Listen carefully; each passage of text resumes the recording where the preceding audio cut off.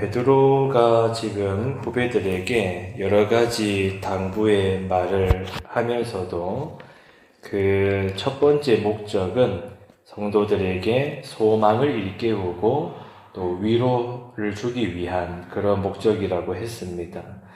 그런데 이 위로는 특별하죠. 그냥 단순히 힘내라 이 정도 수준이 아니고 항상 우리들의 마음을 예수 그리스도께로 맞추게 합니다. 그래서 말씀하는 바 그리스도께서 이미 육체의 고난을 받으셨으니 너희도 같은 마음으로 갑옷을 삼으라 말합니다. 육체의 고난을 받으셨다.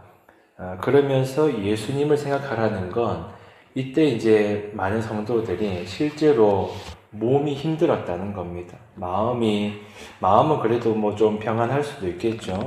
주님을 생각하면서. 그런데 몸은 너무 힘들었다는 거예요. 그럴 수밖에요. 집에서 쫓겨나가지고, 고향에서도 쫓겨나고, 나그네의 삶을 살고 있는 거 아닙니까?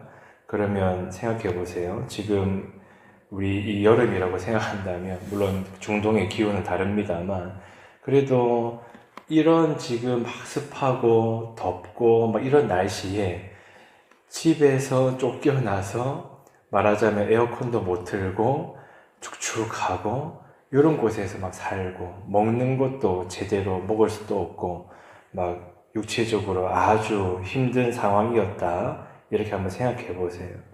그러니까 이때 당시에 우리 믿음의 선배들이 그야말로 상황이 녹록지 않았고 몸의 고통이 아주 많은 상황이었다 하는 겁니다.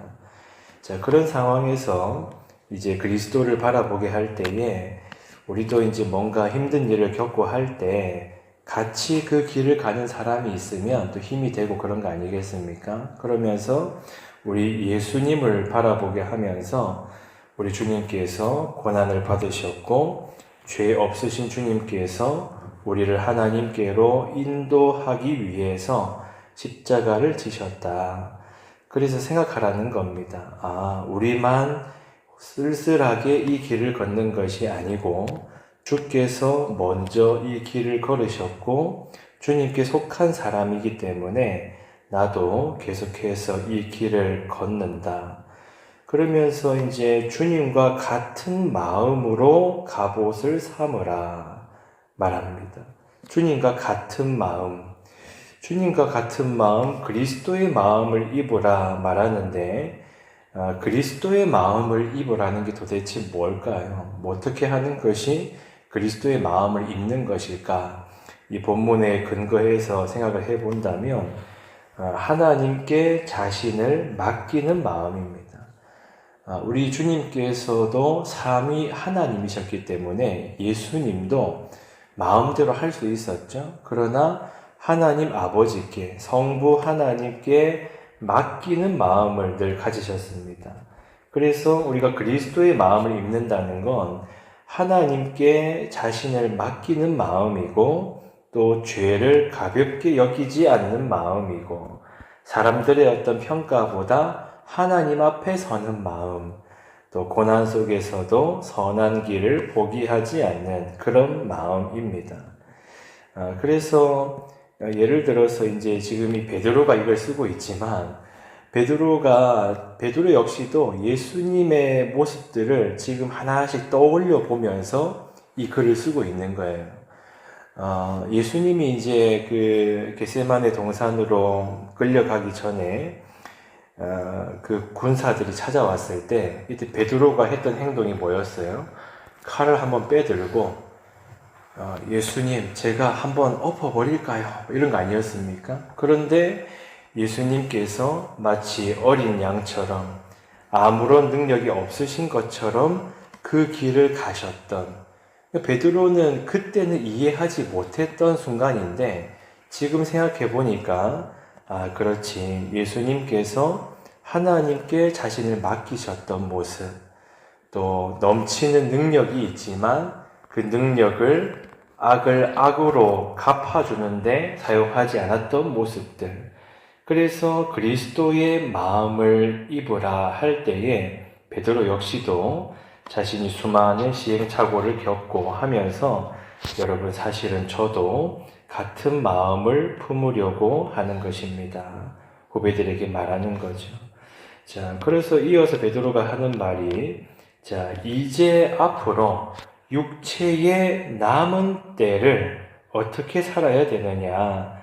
사람의 정욕을 따르지 않고 하나님의 뜻을 따라서 육체의 남은 때를 살아라 말합니다. 육체의 남은 때라고 하는 것은 이 땅에서 우리에게 남아있는 시간들을 말하죠. 얼마나 살게 될지 우리는 모릅니다만, 그러나 이제 주님 다시 만날 그날까지 이 땅의 삶을 하나님의 말씀을 따르는 삶으로 하라. 자, 그러면서 이제 또 당부가 구체적으로 이어지는 것이 3절입니다. 너희가 음란과 정욕과 술 취함과 방탕과 향락과 무법한 우상 숭배를 하여 이방인의 뜻을 따라 행한 것은 지나간 때로 족하도다 말합니다. 이때 당시에 많은 그리스도인들도 원래는 예수님을 모르고 살았다가 나중에서야 이제 믿음을 가지게 된 이들도 있었는데 그들에게 말하는 거죠. 인간의 본성에 그러나 육체의 정욕을 따르고 싶은 마음들 그런 거 있겠지만 분명하게 말하는 겁니다. 이제는 그리스도 안에 있는 사람들이 되었기 때문에 지나간 것은 예전에 했던 것은 지나간 것으로 족하다.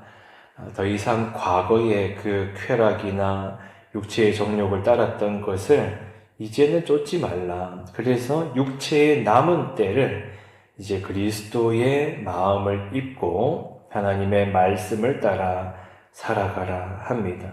자, 6절에 이어지는 말씀이 조금 어려운 또 난해 구절인데 6절에 이렇게 말하죠. 이를 위하여 죽은 자들에게도 복음이 전파되었으니 이는 육체로는 사람으로 심판을 받으나 영으로는 하나님을 따라 살게 하려 함이라. 자, 이것도 어려운 말씀입니다. 난해 구절입니다. 그런데 이것을 우리가 이렇게 이해하면 안 되겠죠. 죽은 자들도 복음을 들을 수 있는 기회가 있다. 이렇게 이제 이해하면 안 됩니다. 그래서 지지난주에 오후 예배 때 우리가 신앙 고백서 볼 때에도 기도에 대한 그 신앙 고백을 보면서 그런 대목을 기억하십니까? 죽은 자들을 위해서 기도해서는 안 된다. 이렇게 정리한 바가 있었어요.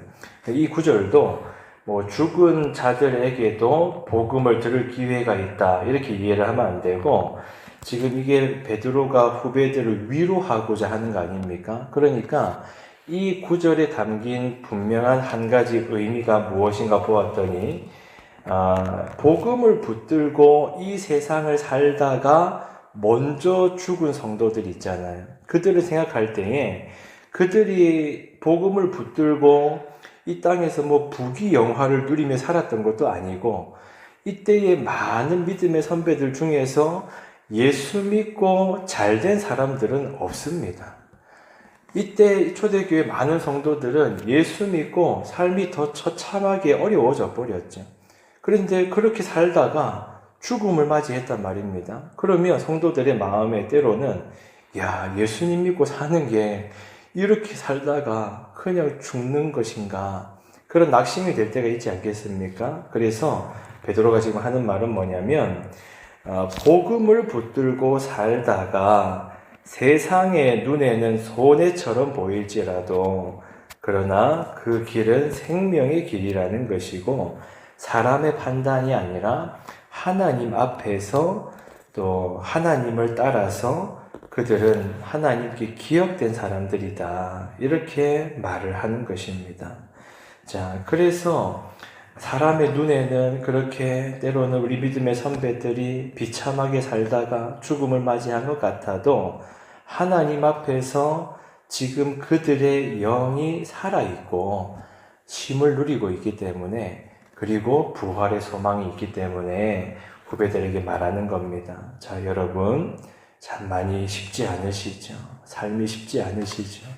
지금 현재 우리들에게도 하는 말 같습니다.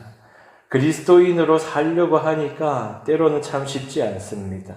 성질대로 해버리면 쏙이라도 시원하겠는데 참 쉽지 않습니다. 그럴 때 베드로가 하는 말이 그거예요. 여러분, 쉽지 않죠? 저도 그 마음 이해합니다. 그러나 우리 그리스도를 생각하십시다. 그리고 절대로 우리 지나간 삶으로, 예전의 삶으로 돌아가지 마십시다.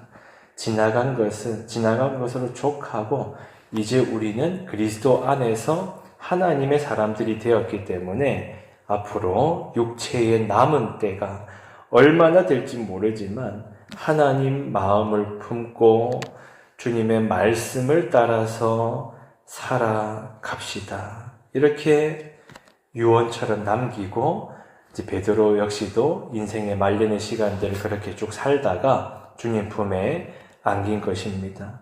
육체의 고난을 지금 두려워하지 말라고 성도들에게 말하는 베드로는 어떻게 죽었어요?